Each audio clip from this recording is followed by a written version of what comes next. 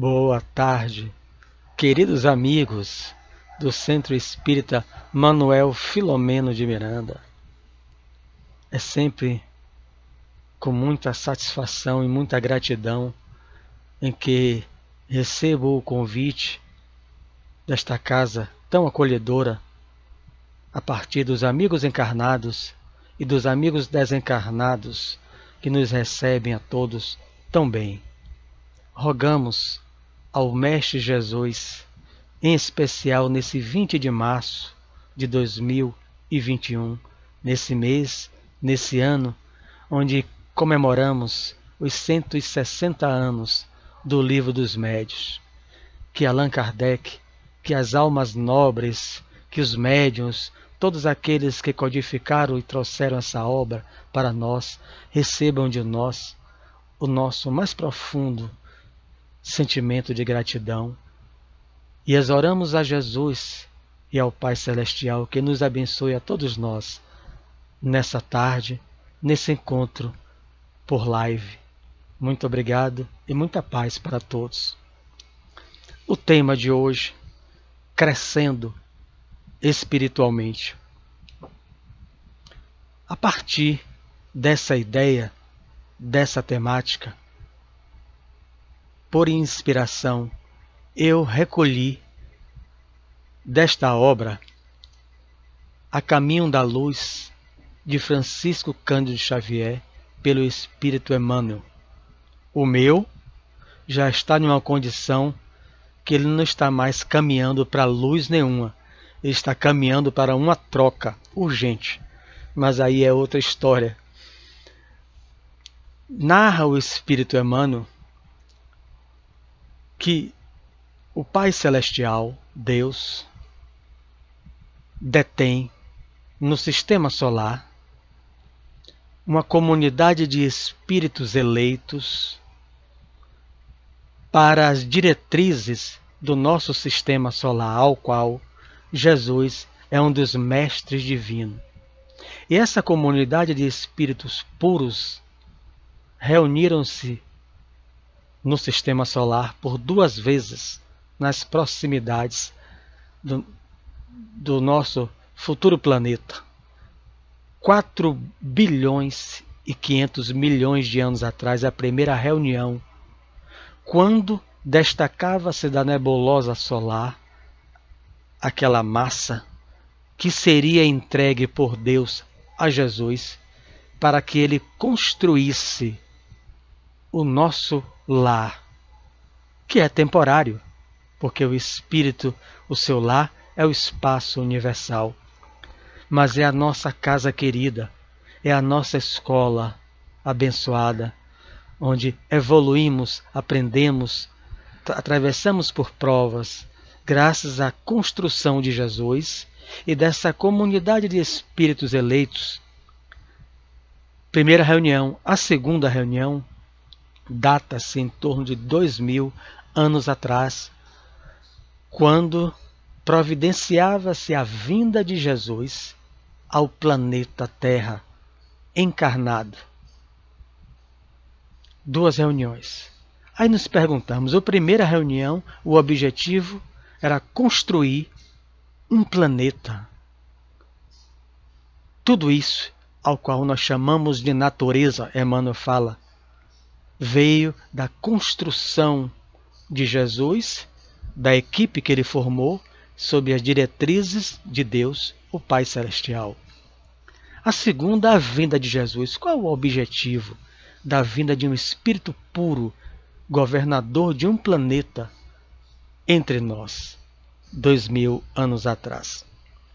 Eu fui consultar o Livro dos Espíritos e no capítulo Marcha do Progresso, Kardec aborda sobre essas questões. A primeira, sobre a questão da inteligência. O nosso crescimento intelectual. E o capítulo que Kardec coloca, o título, já é bem significativo. Marcha do Progresso. Então, Kardec, eu vou ler aqui, o que Kardec está no capítulo do Livro dos Espíritos, ele vai dizer o que? Baseado em Emmanuel para nós, né? porque Emmanuel vem depois de Kardec com Chico, embora ele participou da codificação. Está lá a mensagem dele, o egoísmo, no Evangelho segundo o Espiritismo, assinado Emmanuel. Então ele participa da codificação e vem dar o complemento junto à codificação com Chico Xavier. O objetivo da vinda de Jesus à Terra, diz Emmanuel na obra Caminho da Luz, iniciar a maioridade espiritual do planeta. Então, antes do Cristo, nós, espíritos encarnados e desencarnados em sua imensa maioria, naturalmente não todos, é óbvio, mas em sua imensa maioria, encontrávamos no estado espiritual de infância. Quando o Cristo encarna, ele vem inaugurar ou iniciar uma fase, a fase da maioridade espiritual, trazendo isso para a compreensão do dia a dia. E é Kardec que diz, que eu vou ler: a vida do espírito, em seu conjunto, apresenta as mesmas fases que observamos na vida corporal. A vida corporal, a concepção, o feto, o processo de 9 meses, o bebê que nasce, o bebê que vai entrar para a fase infantil, depois para a fase da adolescência, do adulto jovem, do adulto, do idoso, até a morte. Enfim, nessas fases de nascer, de crescer e morrer na carne, quando encarnado. Kardec vai dizer que a vida do espírito apresenta as mesmas fases, ou seja, a vida do espírito apresenta as mesmas fases semelhantes de quando estamos encarnados. Por quê? Ele pergunta no capítulo Marcha do Progresso e outras questões. A 115, quando ele pergunta, nós nascemos, a resposta dos espíritos, nascemos simples e ignorante. Ignorante é o quê? Sem saber. Todos nós, como princípio inteligente ou princípio espiritual, criados por Deus, porque só Deus cria o espírito, então fomos criados simples e ignorante. Se assemelha a um feto, enfim, semelhança, né? Porque nós sabemos que o feto ali é um espírito formando o corpinho, né? Dentro do útero materno, um espírito milenar. Por isso que Kardec falou, se apresenta, né? Se assemelha em seu conjunto às fases que observamos na vida corporal. Não é igual, mas a questão didática do entendimento nosso. Então, depois, qual a primeira encarnação quando esse princípio inteligente vai adentrar o reino hominal? Princípio inteligente no mineral, no vegetal, no animal, e quando ele adentra no hominal, até chegar, segundo André Luiz, aos 200 mil anos atrás, onde se consolida o Homo sapiens, é o homem que sabe, ou seja, o ser humano, o rei nominal. Esse período durou em torno, em média, de 1 bilhão e 500 milhões de anos. Também é confirmado por Joana de Ângeles. André Luiz revela isso em Evolução em Dois Mundos. Em torno de 1 bilhão e 500 milhões de anos. Ele adentra o reino do Homo sapiens, o homem como nós nos conhecemos. Kardec quer saber, e eu vou ler na questão 190, Marcha do Progresso. Qual o estado dessa alma na sua primeira encarnação? Já não é mais do princípio, é espírito com E maiúsculo, rei nominal, individualizado. Os espíritos respondem, o da infância corporal. A inteligência apenas desabrocha. Então, quando adentramos o reino do homem, e aí como podemos englobar como homem das cavernas, estávamos no estado de infância espiritual, de um bebê de 1 ano, de 1 ano e meio, a inteligência iniciando, desabrochando. Mas aquele homem de 2,5 milhões de anos atrás, segundo os arqueólogos e historiadores, já começavam a desenvolver ferramentas para promover o seu bem-estar. O homem do sílex, que constrói ferramentas de pedra para caçar, para se proteger das ameaças da natureza, dos animais, enfim, para a caça, quebrar os ossos e comer o tutano, que ia auxiliar o aumento do seu cérebro, desenvolver outras áreas no seu córtex cerebral, que nos distancia dos animais, do reino onde o espírito passou. Então, aquele homem começa a desenvolver a inteligência a partir de 2,5 milhões de anos atrás. O homem que corria do fogo há 300 mil anos atrás começa a manipular e a criar fogo, como os documentários e os livros de história registram, baseados nos achados arqueológicos. Ele começa a desenvolver, criar o fogo para cozinhar os alimentos, não comer alimentos mais crus, cozinhar os alimentos. Tudo isso com o objetivo do seu bem-estar, progredindo, crescendo intelectualmente para promover a sua melhora, o seu bem-estar e fazendo progredir o habitat ao qual ele está ali vivendo. E assim vai, e assim percorre. Observe aqui até onde nós chegamos, nesse desenvolvimento intelectual. Estamos fazendo lives.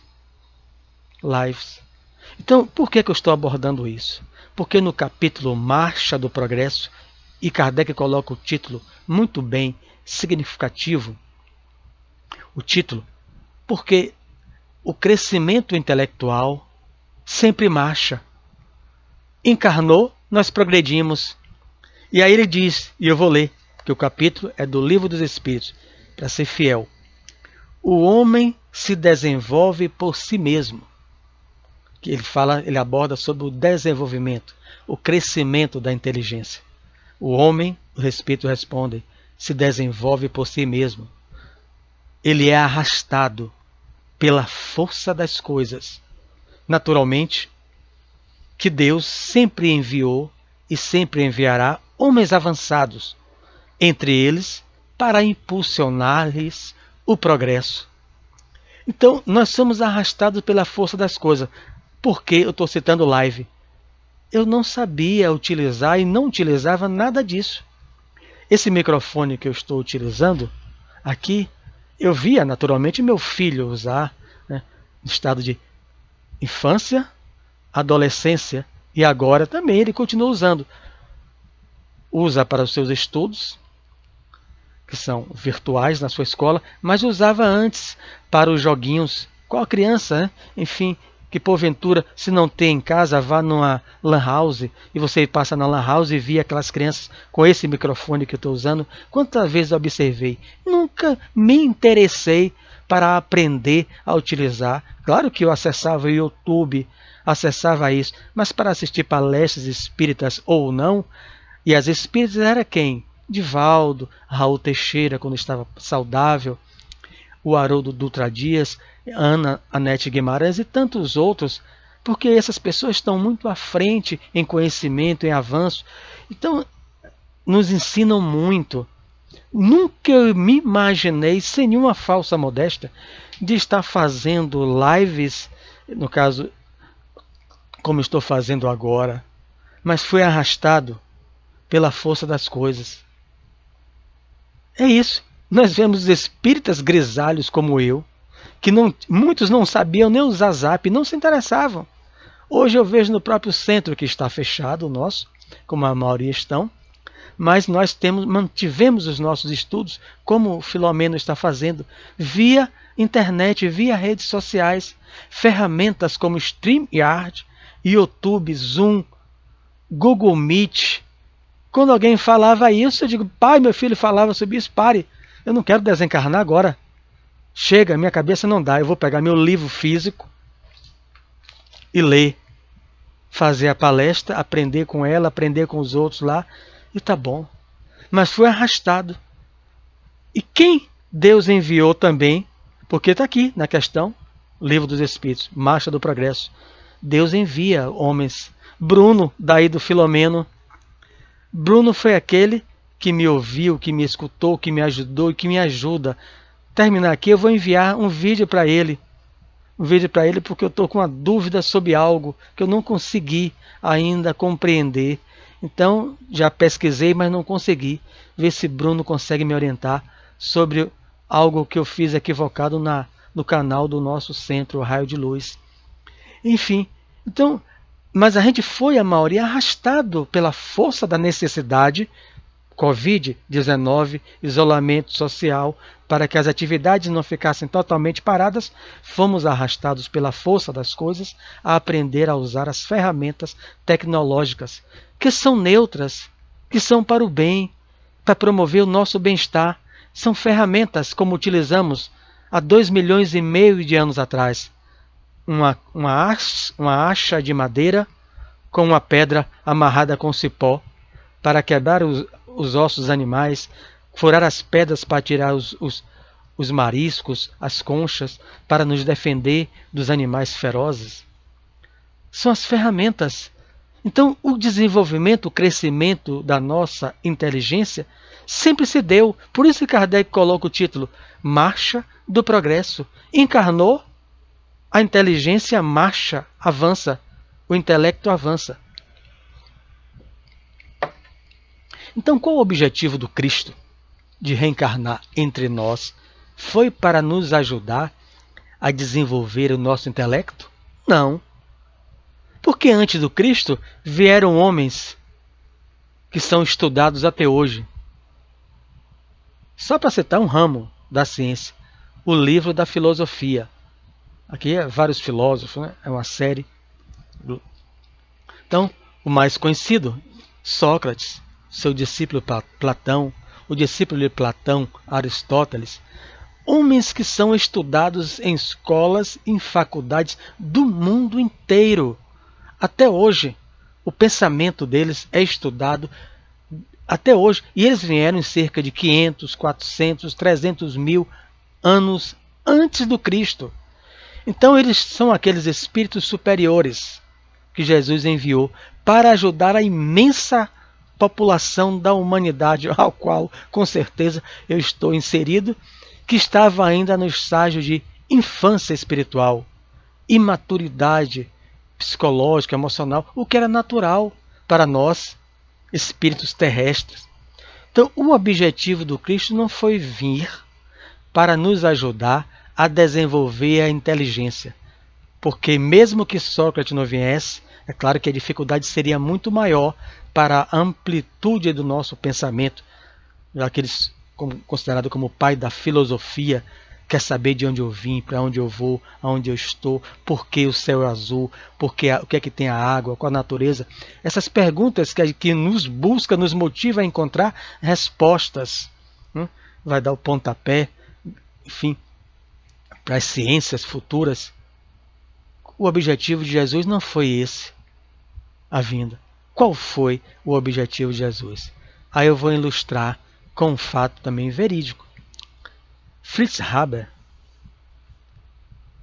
Prêmio Nobel de Química, no início dos anos do século XX, judeu, alemão, nascido na Alemanha ou na Áustria. Fritz Haber, amigo da mesma faculdade e amigo pessoal de Albert Einstein e de todos aquela gama de cientistas que atuava na Áustria e na Alemanha, as melhores faculdades do mundo à época, o centro pensante do planeta. Se nós bebemos, se nós comemos hoje, se nós temos hoje 7 bilhões e 500 milhões de pessoas no planeta, segundo os cientistas, nós devemos muito disso a Fritz Haber, o judeu, Prêmio Nobel de Química, quando ele sintetiza nitrogênio no laboratório, transforma aquilo com outros elementos, outras substâncias em amônia, o amoníaco, e ele cria na Terra um fertilizante.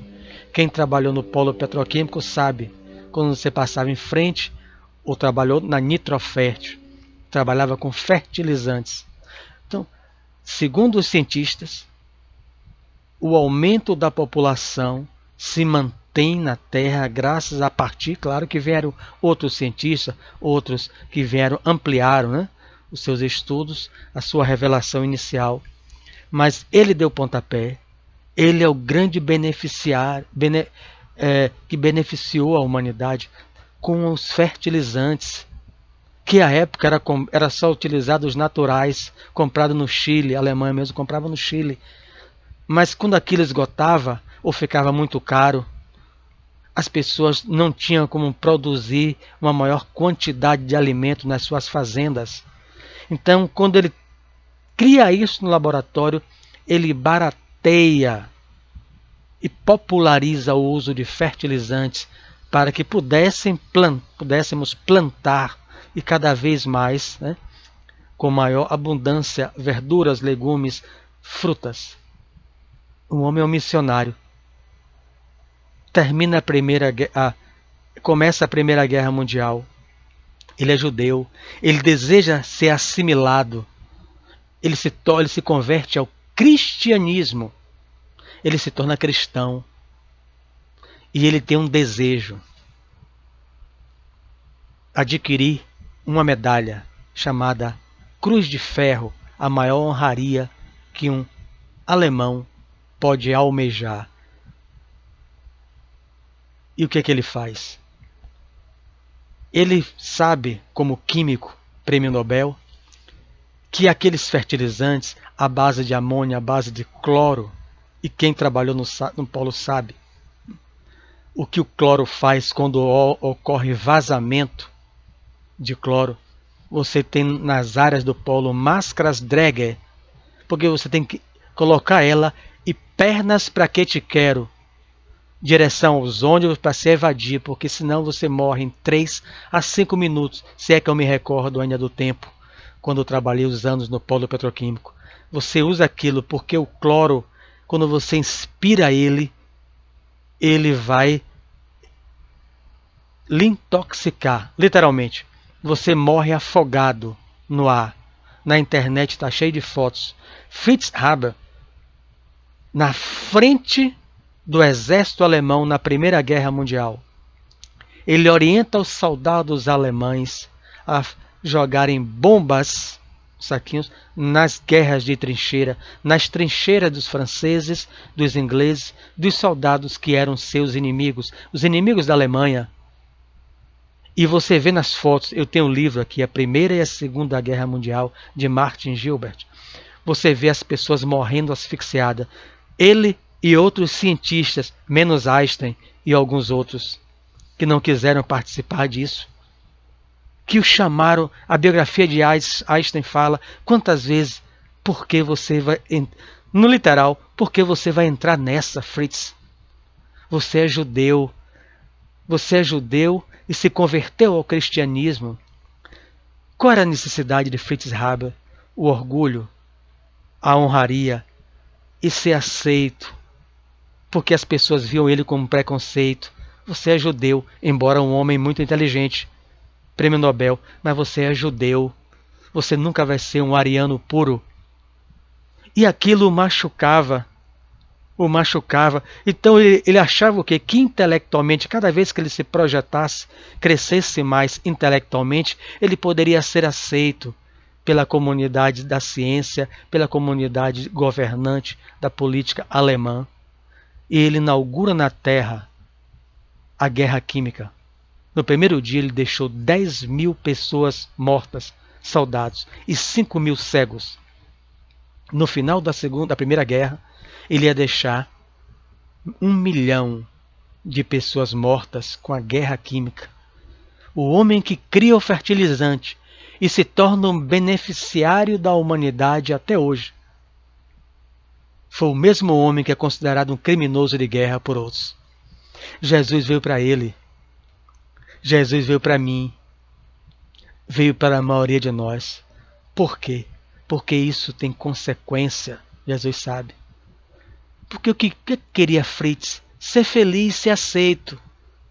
Porque ele se sentia deslocado. Por mais que ele tentasse, ele era visto como um nada. A esposa dele se suicida. Há um documentário da HBO sobre a biografia de Einstein, e vocês podem assistir. Quando ele vê aqueles alemães comemorando os generais, batendo no seu ombro pela invenção que ele criou, que poderia levar a Alemanha a vencer a guerra que não venceu, aquela guerra química. A esposa, vendo as atrocidades que ele comentava na mesa de jantar, ela vai na cozinha e se mata. Ele morre depois que Hitler assume e o expulsa. Antes de ir para o campo de concentração, ele é expulso, ele tem um infarto de decepção tão profunda. Ele só queria ser feliz, assim como eu, assim como todos vocês, assim como o homem das cavernas que criou a arma do sílex, a ferramenta do sílex. Ele só queria bem-estar emocional, psíquico, físico. Ele queria bem-estar. Então Jesus veio para ele. Por quê? Livro dos Espíritos. A inteligência nem sempre acompanha o moral. Moral é um conjunto de regras de bem proceder. A inteligência nem sempre acompanha a ética, aquele que analisa que se aquela lei é moral, mas será que aquela lei realmente é moral para mim? Jesus veio para o nosso coração, porque Fritz Haber era o top prêmio Nobel, que é o ponto máximo de qualquer cientista, ele na área dele de química. Como ele ficou quando desencarnou pelo infarto em 1933?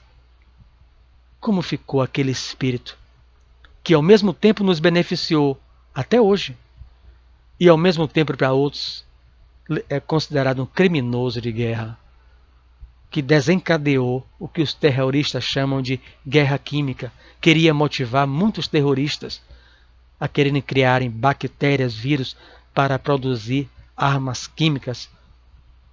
Como ficou Fritz Haber? Porque ele é filho de Deus, assim como eu e vocês. E Jesus quer a felicidade dele inalterável, assim como que a minha. Porque nós estamos numa escala ou escada. Eu não quero ficar imperfeito para sempre. Eu quero ser um espírito superior que reúne sabedoria, inteligência, que reúne ciência, inteligência, livro dos Espíritos, e reúne a bondade no coração. Então muitos só têm inteligência, só buscam crescer intelectualmente. A proposta de Jesus, da vinda de Jesus, é para o nosso crescimento moral, para o nosso crescimento espiritual. Essa é a grande proposta. Por quê? Porque Ele quer nos ver felizes, inalteravelmente. O espírito puro detém a felicidade inalterável. Nada o perturba, nada o tira da felicidade íntima, nada, absolutamente nada. Nós estamos felizes agora. Se eu sair daqui, eu posso me aborrecer, ou mesmo dentro do próprio lar, eu posso sair de um estado de paz, de harmonia, de serenidade, para uma discussão com a esposa, para uma discussão com o vizinho, uma discussão no trânsito, no trabalho, e perder a minha serenidade ou tirar a serenidade alheia. Mas o espírito puro não. Então Jesus veio à Terra para inaugurar essa maioridade espiritual que Fritz Haber, 1915, 14, quando eclode a Primeira Guerra Mundial, ele é um espírito ainda imaturo, psicologicamente falando, infantil, desejava uma medalha, a maior honraria, para ser, como judeu, assimilado pela cultura alemã. Se converteu ao cristianismo, abdicou de Moisés. Era uma alma simples, infantil, de alto coturno intelectual, mas não se deu conta de construir, de edificar a moral dentro de si, destruindo, levando sofrimento ao próximo, apenas para ser aceito entre os seus pares. Jesus veio para ele, Jesus veio para todos nós, porque o objetivo do Evangelho, que é a vida de Jesus, o que é o Evangelho? Allan Kardec, no Livro dos Espíritos, resume.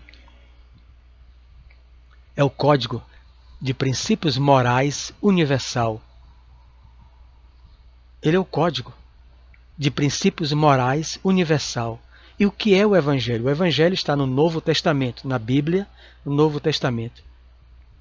O Novo Testamento é a biografia de um homem, Jesus.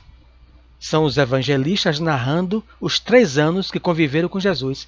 E o outro, que é aquele que foi perguntar a Maria, né? Lucas, que foi perguntar a Maria, por isso que é o evangelho que ela retorna ao tempo de infância de Jesus, porque ele interroga Maria e Pedro. Mas os outros biografam 3 anos do Cristo, porque ele é o guia e modelo da humanidade. O evangelho é a sua vida. É a sua vida, que é um código de princípios morais que ele deu exemplo, de moralidade, de ética para todos nós, como modelo máximo a ser alcançado por cada um de nós, e nos demonstrou a imortalidade da alma.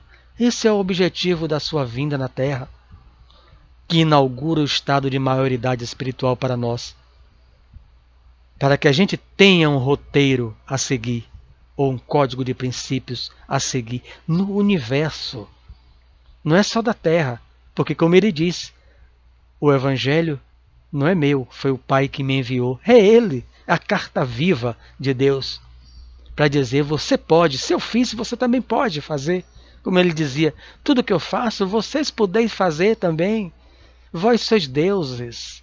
Um D minúsculo, como diz Joana de Ângeles, mas vós sois deuses, porque somos filhos de Deus. Somos filhos de Deus. E trazer depois a imortalidade, a certeza de que morte é apenas transição de um estado de matéria para outro estado. Estava no congelador, água no estado sólido. Eu botei para descongelar. Ela ficou em estado líquido. Se eu colocar na panela e levar ao fogo, ela passa para o terceiro estado, vapor ou gás. Né? Mas ela continua sendo água, H2O, 2 átomos de hidrogênio, 1 de oxigênio. Se houver um forno que aqueça os gases que se evadiram dela, ela passa para o 4º estado de matéria, que é a matéria de plasma. E se alguém congelar a menos 273 graus centígrados, não existe até hoje, ela passa para o 5º estado de matéria, zero absoluto, mas continua na sua essência sendo H2O. Então, ao desencarnar, Mário Sérgio continuará sendo Mário Sérgio, resultado dessa última existência, somado às inúmeras outras existências que estão no meu inconsciente. Não há milagres. A proposta é da melhora hoje. Crescer hoje. Como eu faço? Qual o meio para eu crescer? Foi Sócrates que foi perguntar a o oráculo, que aqui narra a história de Delfos, na Grécia, 400, 500 anos antes do Cristo. Qual o meio para ser feliz que o homem tem para ser feliz na Terra? Será que é só desenvolvendo a inteligência que a gente vai ser feliz? Com Fritz Haber, não foi. Foi passageira. Os aplausos, as pessoas batendo no seu ombro, colando a medalha de ferro, a medalha no seu peito, a maior honraria alemã, prêmio Nobel e a honraria máxima, aquela felicidade, os almoços caros, os convites dos governantes, dos políticos, para depois ele ver a esposa se matar de tristeza e ele morrer de infarto quando foi expulso da Alemanha sem levar nada externo, nada, nenhum trem. Ele tem um infarto e morre de dor, de sofrimento. Qual esse objetivo? Como eu faço para crescer? Conhece-te a ti mesmo. O oráculo, seja um médium na nossa linguagem, né? Diante de Sócrates, ela entra no transe, a entidade espiritual diz, você não leu ou observou que estava no portal? Ele até hoje existe, né? Lá. São 2 frases que foram trazidas pela espiritualidade superior através daquela médium, como era chamada, oráculo da cidade ou do templo de Delfos. Está lá, conhece-te a ti mesmo. E a segunda, nada em excesso. Leia, faça aquilo e você será feliz. O que é que eu estou fazendo aqui? Qual o meu objetivo na Terra? Ele é o filósofo que deixou para nós esse legado. Eu tenho que buscar saber, fazer essas perguntas, filosofia perguntas. O que é que eu estou fazendo na Terra? De onde eu vim? Será que eu vim só do útero de minha mãe? Mas por que que no meu caso eu desenho desde 2 anos de idade? Se minha mãe nunca desenhou, nem meu pai, ninguém na família não passaram essas matrizes genéticas para mim. E por que que eu sei desenhar? Quem me ensinou isso? A ciência não tem resposta para tudo. Sem a certeza da existência do espírito imortal. Para onde eu vou quando morrer? Porque todos nós vamos morrer, sem exceção. Estar na Terra é morrer. Então nós vimos em 31 de dezembro de 2019, numa província tão longe de nós, em Wuhan, na China, quando o primeiro caso foi reportado, 31 de dezembro de 2019, à imprensa mundial, de um novo vírus, coronavírus. Tão longe da gente, era uma época de festa. Dezembro, Natal, Ano Novo, verão, janeiro, carnaval. Em fevereiro, aquilo estava tão distante da nossa realidade. Dia 26 de fevereiro de 2020, quarta-feira de cinza, o primeiro caso reportado no Brasil de alguém que vinha da Itália e trouxe um novo vírus, o coronavírus, foi internado e isolado no Albert Schweitzer, em São Paulo, mas já não havia mais jeito. Hoje são mais de 200 mil brasileiros que desencarnaram pelo coronavírus. A alegria da terça-feira de carnaval transformou-se literalmente para muitos em cinzas na quarta-feira de 26 de fevereiro de 2020. Empregos se transformaram em cinzas. São mais de 14 milhões de desempregados, com 5 milhões de desalentados. Aqueles que não procuram mais desistiram. Fome se espalhando aos nossos olhos. O medo de morrer. Pânico. O rapaz sabe que volta com atestando positivo para o Covid-19. Ele mata a noiva. Ele entra em pânico. Porque ele contaminou a noiva, ele atira na noiva e se mata. Ele não para refletir que nem todos desencarnam pelo coronavírus.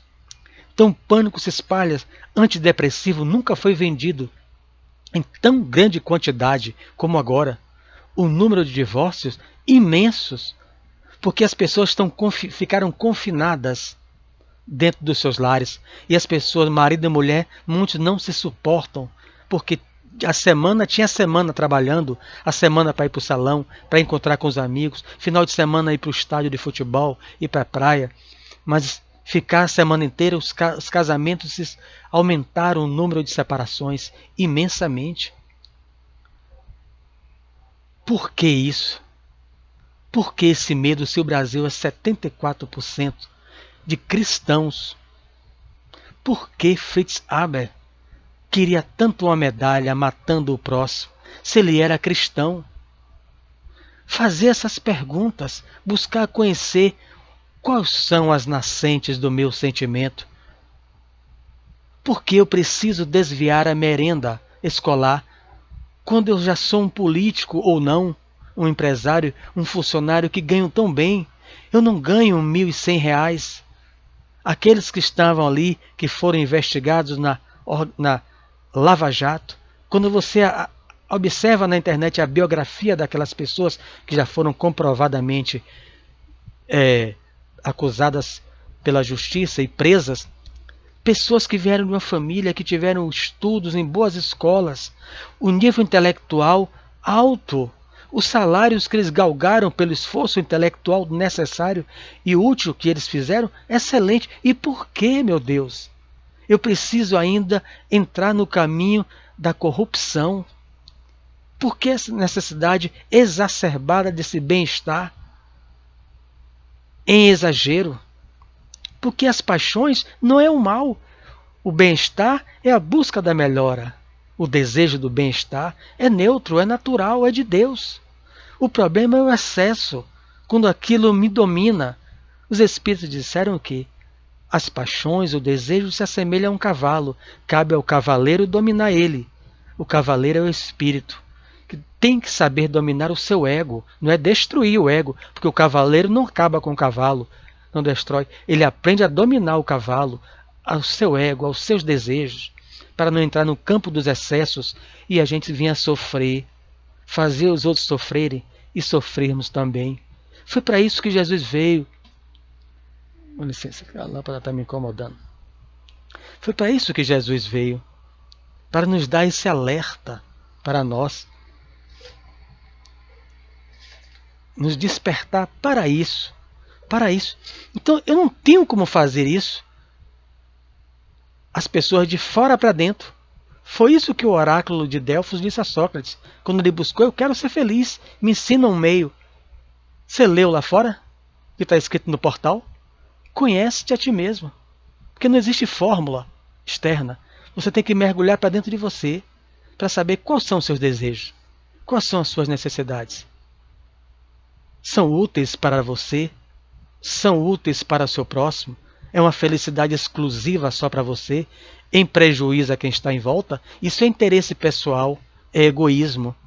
Quer dizer, eu furo fila porque eu detenho um cargo de importância, eu conheço alguém que detém, aí eu coloco meu braço para receber a vacina, mas eu ainda não estou, ainda segundo a Organização Mundial de Saúde, segundo o governo estadual, municipal e federal, eu ainda não estou apto, com 56 anos, para receber a vacina. Eu quero tomar, mas eu não estou. Então eu tenho que aguardar. Quando disser assim, 56 anos, pode tomar vacina, eu vou estar lá. Ponho meu braço para a primeira e para a segunda, naturalmente. Uso minha máscara, uso meu álcool gel, tomo meu banho antes de entrar em casa, higienizo as roupas. É fazer isso aí, mas por que eu vou entrar em pânico se eu sei com Jesus que ninguém morre? A gente sai de um estado de matéria e vai para outro. Eu vou entrar em pânico? Não, eu vou cumprir o que a Organização Mundial de Saúde prescreve, determina.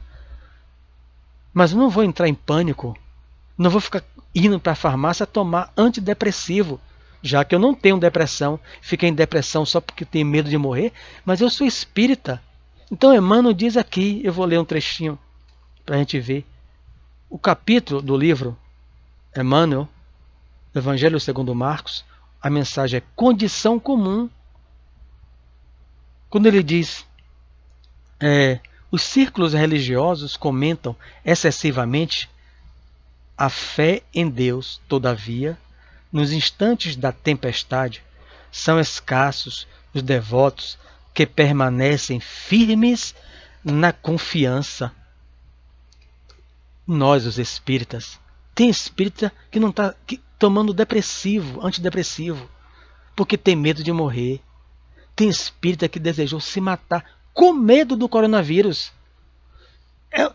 Parece piada, uma piada terrível, mas porque ele lida de uma maneira bem às claras com a imortalidade da alma, porque é doutrina dos espíritos. Mas quando chega uma pandemia, ele entra em pânico e quer apressar a própria morte dele.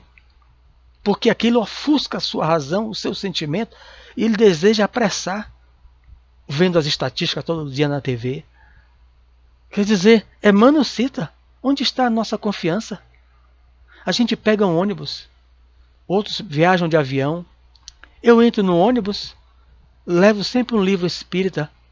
Eu nem pergunto, nem olho para o semblante do motorista, como é que ele está? Será que hoje ele saiu com o desejo de se matar? De atirar o ônibus na ribanceira? Eu nem olho, eu entro despreocupado, pago ao cobrador, né? Vou sentar e vou lendo, tranquilo. Nem olho para o semblante, não faço uma prece, muitas vezes. Como será que está o estado emocional daquele motorista? Será que naquele dia ele não está tão assoberbado de problemas que ele entra em pânico e deseja se matar? A pessoa pega um avião e vai sentar tranquilo, sem conhecer o estado emocional, psicológico dos pilotos do avião, porque confiam neles, Bom, se eu entrei no ônibus, aquele profissional tem competência intelectual para dirigir o ônibus ou pilotar um avião. Ele está qualificado para isso. Crescimento intelectual. Mas como é o estado moral dele? Será que ainda se encontra no estado de infância espiritual, como Emmanuel completa aqui? Somos defrontados ainda, 2000 anos depois do Cristo, pelo regime da incerteza de espíritos infantis que mal começam a conceber noções de responsabilidade. Consigo e com aqueles que estão em volta. Nos assemelhamos ainda, ele fala depois do Cristo, a espíritos infantis. Então a gente confia no motorista, confia no piloto e deixamos de confiar no Cristo, que é o governador espiritual do planeta, porque ele é o condutor da barca. 4 bilhões e meio de anos atrás, ele recebe de Deus a massa de fogo e constrói o planeta. 2000 anos atrás ele veio dar o exemplo e iniciar uma nova fase na humanidade. Maioridade espiritual, deixarmos de infantilidade, de imaturidade espiritual, de nos apavorarmos por tudo. O medo é uma emoção básica. Se eu ver um pitbull querendo pular em cima de mim, a emoção é natural, é medo. Fuga ou enfrentar. Se eu não tiver para correr, eu vou tentar enfrentar o pitbull, porque eu tenho que conservar a minha integridade física. Lei de conservação, livro dos espíritos. Mas se der para eu fugir, com certeza eu vou fugir do pitbull. Subir numa árvore, pular um muro, não preciso nem tomar Red Bull, porque eu vou voar mesmo. Minhas pernas vão me levar para tudo que é a distância daquele bicho. Mas se não tiver, eu vou ter que enfrentar. Mas o medo não pode me paralisar para eu entrar em pânico. Já é um transtorno psíquico grave. Então, ele fala isso. Uns creem hoje, a mensagem ele fala, é condição comum ao que ele chama de tempestades. Tempestades são provas. Como nós estamos lidando com essa tempestade na pandemia? Com solidariedade, com fraternidade ao próximo. Nós vimos tantos exemplos e foi tão bom. Então, é o alerta para nós, porque nós vimos pessoas que muitas vezes nem religião tinha. Eu li em revistas e outros. Uma senhora muito rica, lavando as panelas. Ela, meu Deus, eu sempre tive, desde que nasci, babás e empregadas. 2, 3, mulher de um diretor, de um dono de banco. Eu agora estou lavando prato. Eu nunca lavei prato, mas eu tive que mandar as 3 funcionárias para casa pelo isolamento social. E eu estou lavando prato e eu estou vendo que trabalho dá desengordurar a panela. Eu aprendi a dar valor aos meus funcionários. Ela falou, o dono de uma grande loja, uma grande magazine, doando 1 milhão, ele falou, que falta me faz as minhas lojas abertas, os meus funcionários. Tanto quanto a moça em São Caetano, que foi vizinha de minha filha que mora na Europa, que eu mandei a reportagem para ela, ela faz bolo para manter a ela e os filhinhos, mas para vender, sempre foi assim.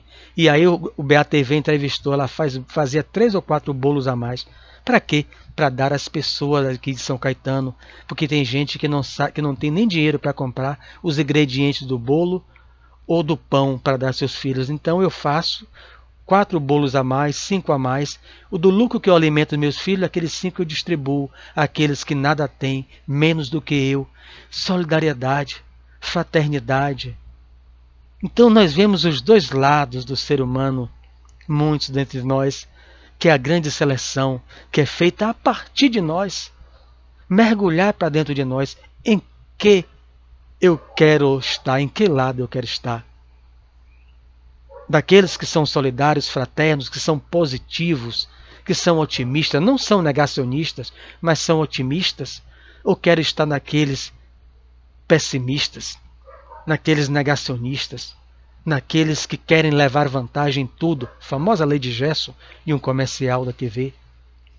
Então, encerrando, meu amigo, desde já agradecido ao convite, recordando aqui o nosso Evangelho segundo o Espiritismo. No capítulo 6, o Cristo Consolador. Destacar aqui uma frase. Venho como outrora é Jesus, com o pseudônimo Espírito de Verdade. Advento do Espírito de Verdade. venho como outrora aos transviados filhos de Israel, trazer-vos verdade e dissipar as trevas. Escutai-me. Meu Pai, a mensagem é longa, estou resumindo. Meu Pai não quer aniquilar a raça humana. O coronavírus não é para destruir a raça humana, como a gente vimos tantos aí em alguns credos religiosos e até no meio espírita, infelizmente, que veio para punir, para castigar a todos nós. Meu Pai não quer aniquilar a raça humana, quer que, ajudando-vos uns aos outros, se eu posso fazer 4 bolos a mais, faço. Se eu não posso, faço um. Se eu não posso fazer nenhum bolo a mais, eu faço um e divido com meu vizinho que não tem condição de comprar nem os ingredientes para um bolo. Se eu posso comprar R$ 2 de pão e eu me sustento com R$ 1, eu compro 2 e divido com aquele vizinho que nada tem, ajudando-vos uns aos outros, mortos e vivos. Isto é, mortos segundo a carne. Porquanto não existe morte, vos socorrais mutuamente, e que se faça ouvir não mais a voz dos profetas, mas a dos que já não vivem na terra, aclamar: morte é ressurreição, orai e crede. Jesus não nos abandonou. Nós estamos sob a tutela amorável dos bons espíritos, a que ele chama mortos segundo a carne, os espíritos desencarnados, que estão nos inspirando, a todos nós que estão nos hospitais, que estão nos lares, que estão na ciência, inspirando a descobrir mais de 250 vacinas, algumas já estão sendo utilizadas.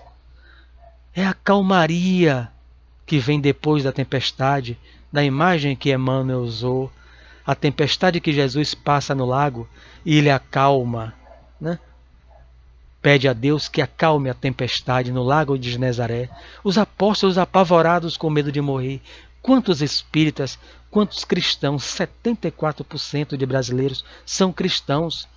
Nenhum planeta tem tantos cristãos como no Brasil.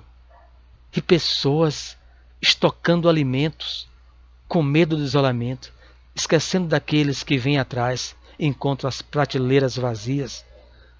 Sejamos aqueles solidários, sejamos aqueles que caminham conforme as diretrizes da ciência, nos prevenindo, mas sejamos aqueles que confiam no governador espiritual do planeta e nos bons espíritos que não nos abandonaram, que estão nos ajudando, mas querem que também nós nos ajudemos uns aos outros, na medida das possibilidades de cada um, materiais ou morais, escutar alguém, orientar alguém, dar uma palavra amiga para alguém, no trabalho, em casa, na rua, onde for, para erguer o ânimo daquela pessoa que às vezes está em estado de muita tristeza.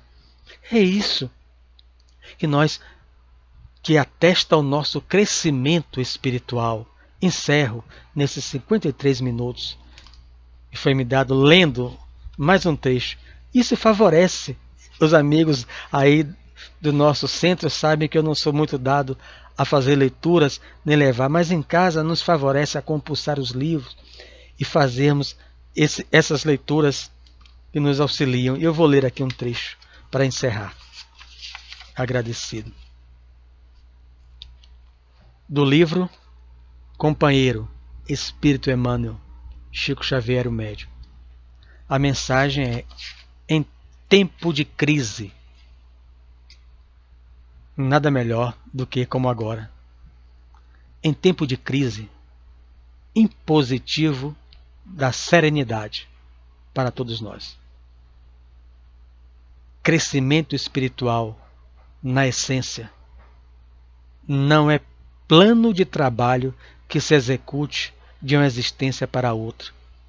Demanda tempo para o nosso crescimento espiritual, que as reencarnações propiciam. De berço em berço terrestre, somos entregues à construção do amor, que nos identificará um dia, uns aos outros, para sempre. Aproveita as crises. São épocas de prova, como ele diz, ou tempos de testes. Para Emmanuel, pandemia significa épocas de exame, tempos de teste, crescimento intelectual, se faz atravessando provas, prova do Enem. Se eu quero adentrar a faculdade, eu vou passar por prova de matemática, geografia, redação. Para galgar um degrau acima, intelectual, eu necessito passar por provas intelectuais. Para galgar espiritualidade, luz espiritual, eu preciso passar por provas morais. Então, pandemia sempre existiu, não sei se sempre existirá, não cabe a mim dizer a isso, mas no passado sempre existiram. Epidemias e pandemias são provas morais. Conforme o nosso posicionamento diante delas, nós estacionamos ou nós galgamos degrau, se usarmos de serenidade, da fé, da solidariedade, da confiança em Deus e em Jesus, fazendo a nossa parte, nós estamos galgando os degraus no nosso crescimento espiritual, de berço em berço. Naturalmente não é só de uma encarnação, nós vamos construindo o amor dentro de nós, porque nelas hábitos se alteram, sentimentos se transformam. A dona de casa rica, filha de banqueiros, ela disse no Jornal Nacional: nasci com 2 babás. Papai me disse, eu nunca entrei na cozinha, palavra dela, nunca entrei na cozinha. Dizia o que queria comer e a comida vinha da equipe de funcionários, como ela queria, e o seu esposo e filhos, e ela lavando o prato no Jornal Nacional. Ela disse, eu vou olhar com muito mais carinho aos meus funcionários. Hábitos se alteram, sentimentos se modificam, graças às crises, que são épocas de testes para todos nós. Que Jesus nos abençoe diante dessa época de teste, desse tempo, essa época de exame ou tempos de teste, segundo Emmanuel. Que Jesus nos fortaleça a confiança irrestrita em Jesus, utilizando o seu Evangelho no nosso cotidiano, dentro de casa e fora dele. Fiquemos atentos aos nossos irmãos, dentro do lar e fora dele. Fiquemos, acima de tudo, atentos às nossas nascentes íntimas, porque crescer espiritual é um desafio que nos convida a mergulharmos para dentro de nós. Como estou me posicionando diante do mundo, diante da encarnação, diante da família, diante da sociedade ao qual eu reencarnei? O que sai de minha boca, o que vem do meu coração e eu expresso em palavras dentro do meu lar e fora dele? Porque aquilo que eu falo gera emoções e pensamentos naqueles que me ouvem, que estão em volta de mim. O que eu deixarei quando eu desencarnar nos corações daqueles que conviveram comigo, dentro de lá e fora dele? São essas reflexões que Jesus veio à Terra para que nós fizéssemos, para nos ajudar a crescer espiritualmente. Jesus abençoe a todos vós e a todos nós. Com votos de paz, de gratidão, eu encerro o nosso estudo.